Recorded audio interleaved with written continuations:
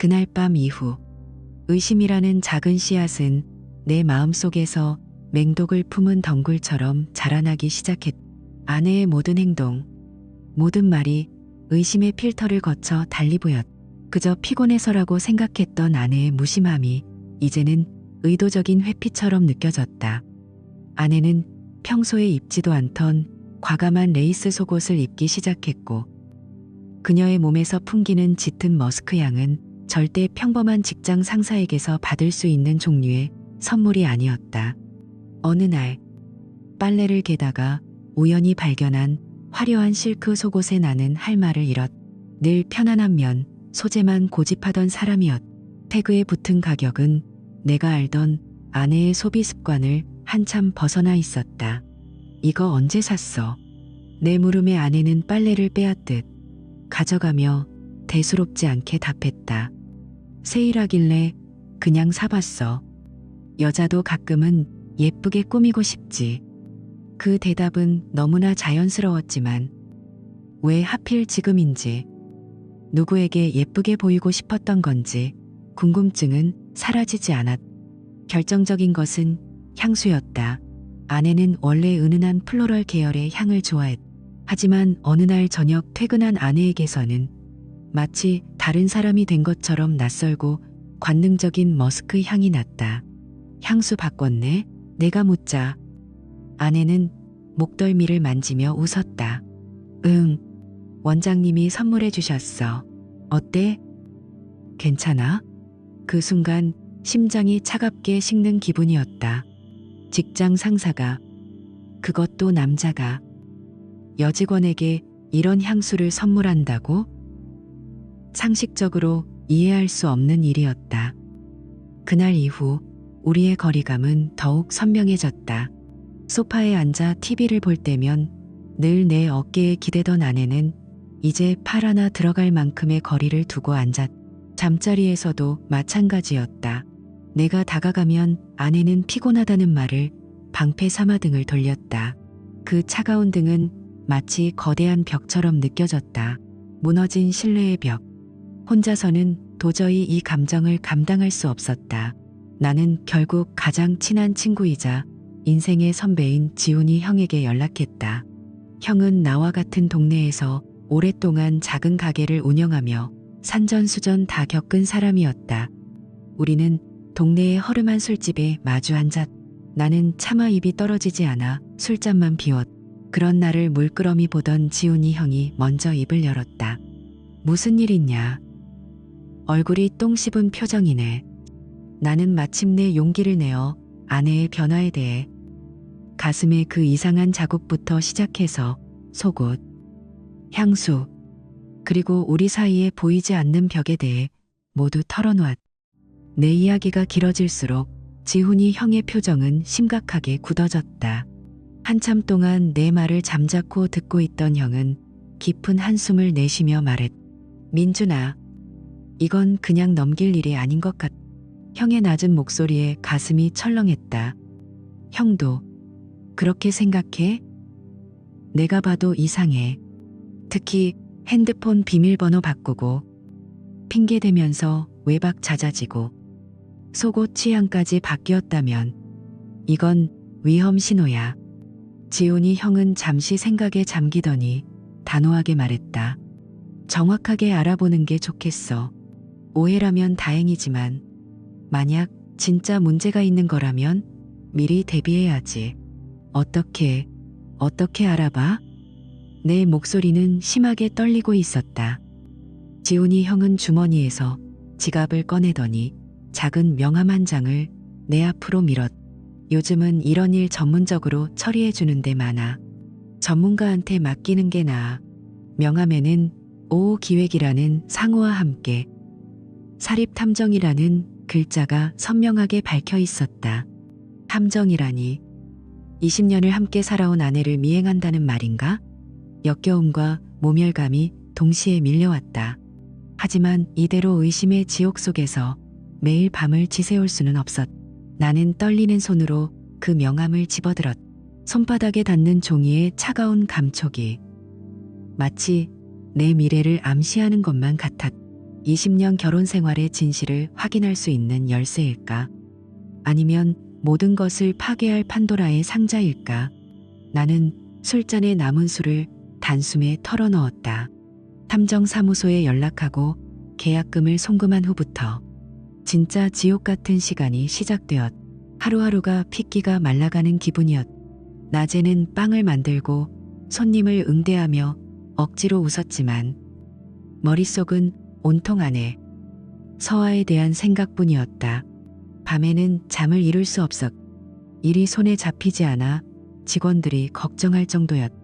그런데 이상하게도 탐정의 조사가 시작된 그 시점부터 서아는 전보다 훨씬 다정하게 굴었다.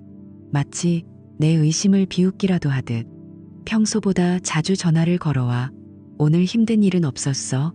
라며 안부를 물었고 저녁에는 내가 좋아하는 반찬들로만 식탁을 가득 채웠. 심지어 먼저 스킨십을 시도하며 내 어깨를 주물러주기도 했. 그럴 때마다 나는 혼란스러웠. 혹시 내가 정말 잘못 생각한 건 아닐까? 이토록 다정한 아내를 의심하는 내가 미친놈은 아닐까? 수십 번도 더 내 자신을 의심했다. 하지만 동시에 이 갑작스러운 친절이 죄책감에서 비롯된 연기는 아닐까 하는 끔찍한 의문도 떨쳐낼 수 없었다. 희망과 절망 사이를 오가는 것은 그야말로 고문이었. 일주일이 지났을 때 탐정에게서 연락이 왔. 중간 보고 드립니다. 몇 가지 의심스러운 정황이 확인되었습니다.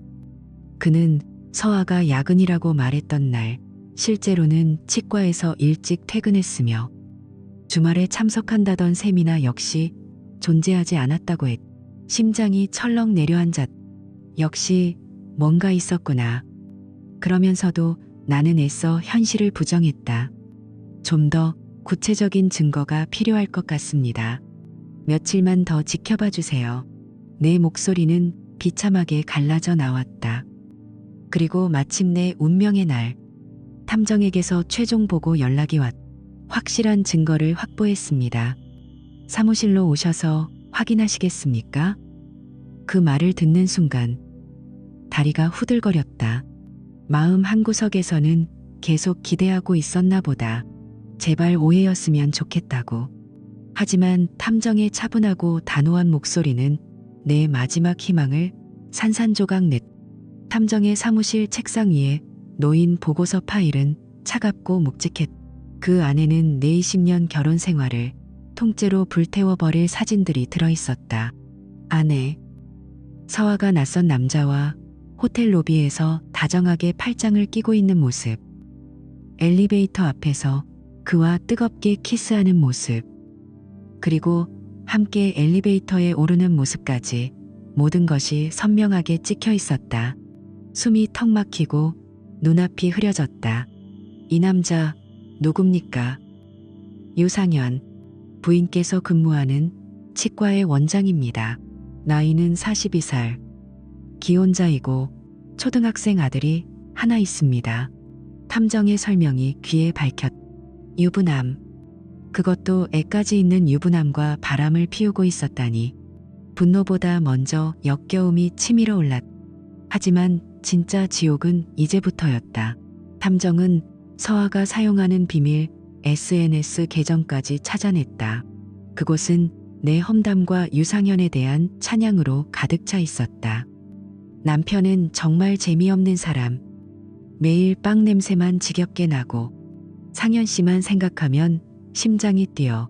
상현 씨는 정말 로맨틱해. 이런 남자와 결혼했어야 했는데. 한 줄 한 줄 읽어 내려갈 때마다 심장이 칼로 베이는 듯한 고통이 밀려왔다. 지난 20년간의 내 삶이, 내 사랑이, 내 헌신이 한순간에 부정당하는 기분이었다. 나는 그저 냄새나고 재미없는 남편일 뿐이었.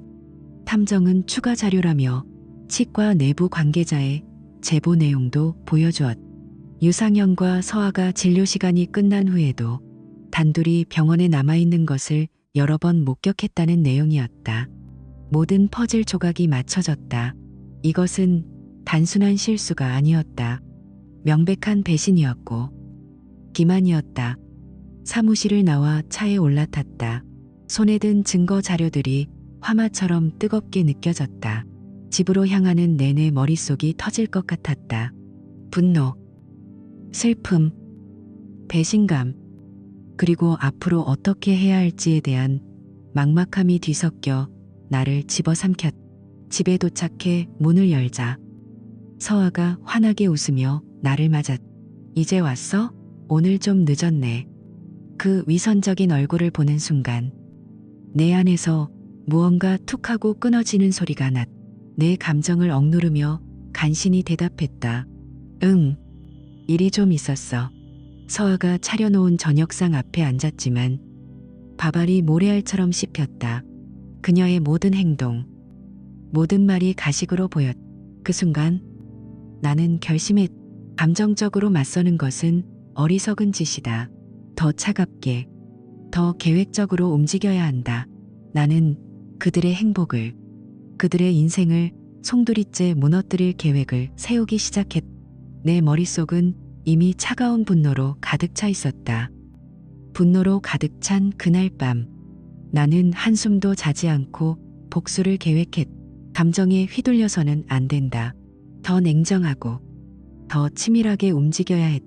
그들이 내 20년의 삶을 짓밟았으니, 나 또한 그들의 위선적인 삶을 뿌리째 뽑아버릴 생각이었다. 다음 날 아침, 나는 아무렇지 않은 척 출근하는 서아를 배웅하고 곧바로 유상현의 개인 연락처로 전화를 걸었다. 신호음이 몇 번 울린 후 나른한 목소리가 들려왔다. 여보세요? 유상현 원장님 되십니까? 그런데요. 누구시죠? 서아 남편, 이민준이라고 합니다. 드릴 말씀이 있으니 오늘 오후에 잠시 뵙고 싶습니다. 전화기 너머로 짧은 침묵이 흘렀다. 당황한 기색이 역력했다. 그놈은 잠시 머뭇거리다 결국 약속을 잡았다. 우리는 그의 치과 근처 조용한 카페에서 만나기로 했다. 약속 장소에 먼저 도착한 나는 차가운 물만 들이켰다. 잠시 후 멀끔하게 정장을 차려입은 남자가 카페로 들어섰다. 40대 초반으로 보이는 키도 크고 외모도 준수한 남자. 저런 놈이었구나. 서아가 왜 끌렸는지 알 것 같다는 생각이 들면서도 속에서 역한 분노가 치밀어 올랐다. 나는 테이블 건너편에 앉은 그를 향해 입을 열었다. 그리고 내가 왜 보자고 했는지 알지 않냐고 물었다. 유상현의 얼굴이 굳어졌다. 나는 더 이상 기다리지 않고 가방에서 탐정이 찍은 사진들을 꺼내 테이블 위로 던졌다. 호텔 엘리베이터 앞에서 서아와 키스하는 사진.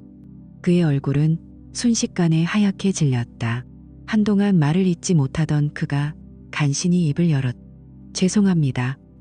Now. 죄송하다?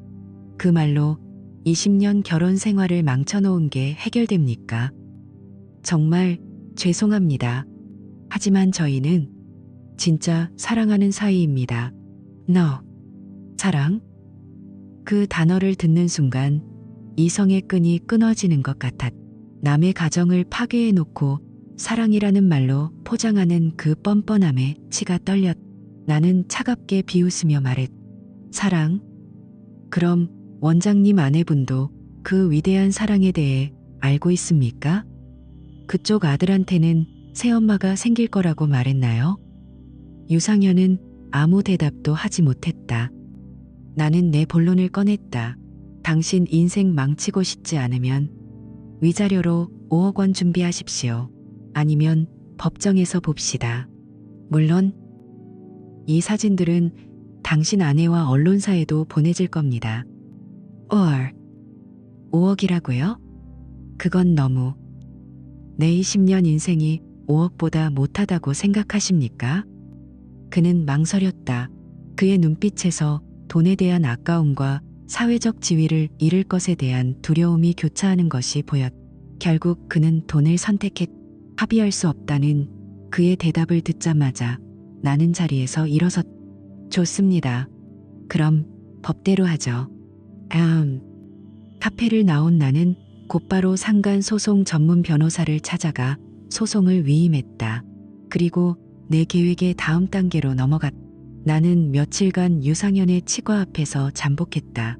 그리고 마침내 그의 아내가 아이의 손을 잡고 나오는 것을 발견했다. 나는 그녀에게 다가가 정중하게, 하지만 단호하게 말을 걸었. 유상현 원장님, 사모님 맞으시죠? 드릴 말씀이 있습니다.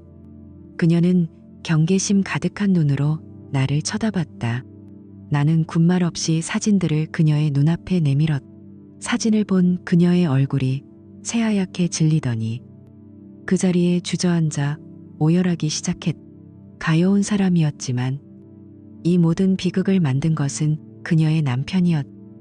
몇 주 후 법정에 섰다. 피고석에는 유상현과 서아가 나란히 앉아 있었다. 무슨 자신감인지 서아는 여전히 유상현이 자신을 지켜줄 것이라 믿는 듯한 표정이었다. 재판이 시작되고 내가 제출한 증거들이 하나씩 공개되었다. 사진들, 서아의 비밀, SNS 게시물들, 호텔 결제 내역까지. 방청석이 웅성거리기 시작했. 그때였다. 갑자기 방청석에서 한 여자가 벌떡 일어나 소리쳤다. 저 사람은 제 남편입니다. 저 여자는 제 가정을 파탄낸 상간녀라고요. 유상현의 아내였다. 모든 시선이 그들에게로 쏠렸. 서아의 얼굴은 완전히 잿빛으로 변했. 그제야 유상현이 자신뿐만 아니라 그의 아내까지 속여왔다는 사실을 깨달은 것이다. 그녀의 눈에 맺힌 눈물은 더 이상 동정심을 유발하지 못했. 모든 것이 끝났다. 재판장의 망치 소리가 그들의 인생에 사형 선고처럼 울려 퍼졌다.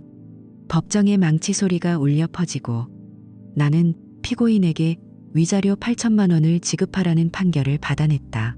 내 통장에 그 돈이 입금되었을 때 그들의 인생은 이제 막 산산조각 나기 시작했을 뿐이었.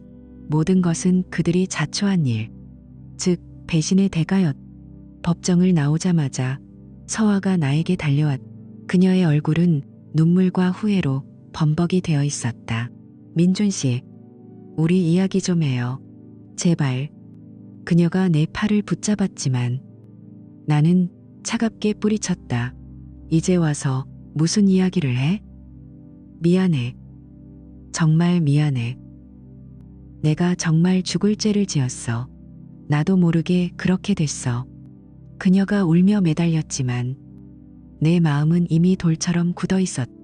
20년의 결혼 생활을 송두리째 배신한 것을 단순히 미안하다는 말 몇 마디로 덮을 수는 없었다.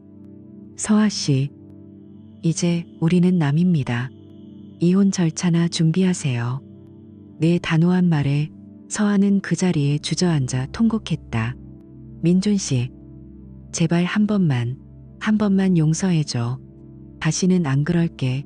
나는 더 이상 뒤돌아보지 않았. 신뢰가 깨진 관계를 계속 이어가는 것은 서로에게 지옥일 뿐이니까. 그 후 그들의 몰락은 도미노처럼 이어졌. 내가 법적 대응을 시작하며 뿌린 씨앗들은 정확히 그들에게로 돌아갔. 유상현의 인생은 그야말로 나락으로 떨어졌. 지역사회에 불륜 소문이 파다하게 퍼지면서 그의 치과에는 환자들의 발길이 뚝 끊겼. 결국 얼마 버티지 못하고 폐업 신고를 해야만 했. 하지만 그게 끝이 아니었. 병원 운영비를 개인적으로 유용한 사실까지 밝혀지면서 의료법 위반으로 의사 면허까지 정지당했. 당연히 그의 아내는 이혼 소송을 걸어 모든 재산을 위자료로 가져갔. 사회적으로도 가정적으로도 완벽하게 매장된 것이다. 서아의 삶도 비참해지기는 마찬가지였다. 불륜녀라는 꼬리표가 붙은 그녀는 동네에서 더 이상 살 수 없게 되었. 치과에서도 당연히 잘렸고 갈 곳 없는 신세가 되었다. 결국 그녀는 아는 사람이 아무도 없는 근교의 허름한 원룸으로 이사를 갔다고 들었. 모든 것을 잃은 대가는 혹독했. 재판이 끝나고 몇 달이 지났을 무렵이었다. 평소처럼 가게에서 빵을 굽고 있는데 누군가 가게 문을 열고 들어왔. 예전과는 완전히 다른 초라하고 지친 모습의 서아였다. 푸석푸석한 머리, 값싼 옷차림. 그녀는 한눈에 봐도 힘든 시간을 보내고 있는 듯했다. 민준 씨, 잠깐만 시간 좀 내줄 수 있어? 그녀의 목소리는 힘없이 갈라져 나왔다. 무슨 일로 왔어요? 내 목소리는 얼음장처럼 차가웠다. 그녀는 내 앞에서 갑자기 무릎을 꿇었다. 가게 안에 있던 몇몇 손님들의 시선이 우리에게로 쏠렸. 다시 시작하고 싶어. 우리 다시 시작할 수 없을까? 그녀가 울면서 내 바지가랑이를 붙잡고 매달렸다. 제발. 민준 씨, 내가 얼마나 후회하고 있는지 몰라. 상현 씨도 날 버렸어. 이제 나 정말 갈 곳이 없어. 그녀의 말을 들어보니 유상현은 자신의 인생이 망가지자마자 서아를 버렸다고 했. 애초에 그들의 관계는 진짜 사랑이 아니었던 것이다. 그저 더러운 욕망의 교환이었을 뿐. 그건 내 문제가 아니에요. 처음 그 선택을 할 때 이런 결과도 생각했어야죠. 완. 민준 씨, 우리 20년을 그냥 이렇게 버릴 거야? 나도 실수한 거야. 실수? 나는 기가 막혀 헛웃음이 나왔다. 실수요? 몇 달 동안 나를 속이고 다른 남자와 호텔을 드나든 게 실수라고 생각해요? 서아는 대답 대신 더 크게 울기만 했다. 하지만 그녀의 눈물은 더 이상 내 마음을 움직이지 못했다. 한번 배신한 사람을 다시 믿는 어리석은 짓은 하고 싶지 않았. 내 마음은 이미 그녀에 대한 모든 미련을 떠나보낸 뒤였다. 나는 그녀의 어깨를 잡고 일으켜 세웠. 그리고 내뱉는 마지막 말은 차갑고도 단호했다. 나는 내 가게 바닥에 무릎 꿇고 있는 전 아내를 차갑게 내려다보았. 그녀의 눈물에 더 이상 마음이 흔들리지 않았. 20년간 나를 올가매던 마지막 쇠사슬이 끊어지는 기분이었다. 나는 단호하게 말했다. 일어나서 돌아가세요. 그리고 다시는 내 앞에 나타나지 마세요. 그 말을 끝으로 나는 그녀에게서 등을 돌렸다. 그것이 내 과거와의 완벽한 작별 인사였다. 그 순간 비로소 내 진짜 인생이 시작되고 있었다. 과거를 완전히 잘라낸 후 나는 오직 내일에만 모든 것을 쏟아부었다. 더 이상 누군가를 의심하거나 불안해할 필요가 없으니 오히려 마음이 편안해졌고 가론 일에 대한 집중력은 놀라울 정도로 높아졌다. 감정적인 족쇄에서 풀려나져 있고 있던 창의력이 샘솟았다. 나는 밤낮으로 새로운 레시피 개발에 몰두했고 그렇게 탄생한 트러플 소금빵이나 바질 크런치 바게트 같은 시그니처 빵들은 손님들 사이에서 폭발적인 반응을 얻었다. 빵이 맛있다는 입소문은 빠르게 퍼져나갔고 내 작은 베이커리는 멀리서도 찾아오는 동네의 명소가 되었다. 가게 안은 언제나 가꾼 빵 냄새와 사람들의 행복한 웃음소리로 가득 찼다. 매출은 이전과 비교할 수 없을 정도로 치솟았다. 나의 성공은 프랜차이즈 본사의 귀에까지 들어갔다. 어느 날 본사 담당자로부터 연락이 왔다. 우리 매장의 실적이 전국 최고 수준이라며 더 큰 규모의 직영점을 맡아달라는 파격적인 제안이었다. 새로 맡게 될 매장은 기존 매장보다 2배 이상 컸고 간단한 음료와 빵을 즐길 수 있는 카페 공간까지 갖춘 현대적인 곳이었다. 망설일 이유가 없었다. 그것은 나에게 주어진 새로운 기회이자 지난 고통의 시간을 보상받는 듯한 선물이었다. 새로운 매장을 오픈하면서 나는 정말로 잿더미 속에서 다시 태어나는 기분을 느꼈다. 넓고 쾌적한 공간, 최신식 제빵 설비, 그리고 희망에 찬 젊은 직원들. 모든 것이 완벽했다. 나는 손님들이 제빵 과정을 직접 볼 수 있도록 오픈 키친을 설계했고 이는 큰 호응을 얻었다.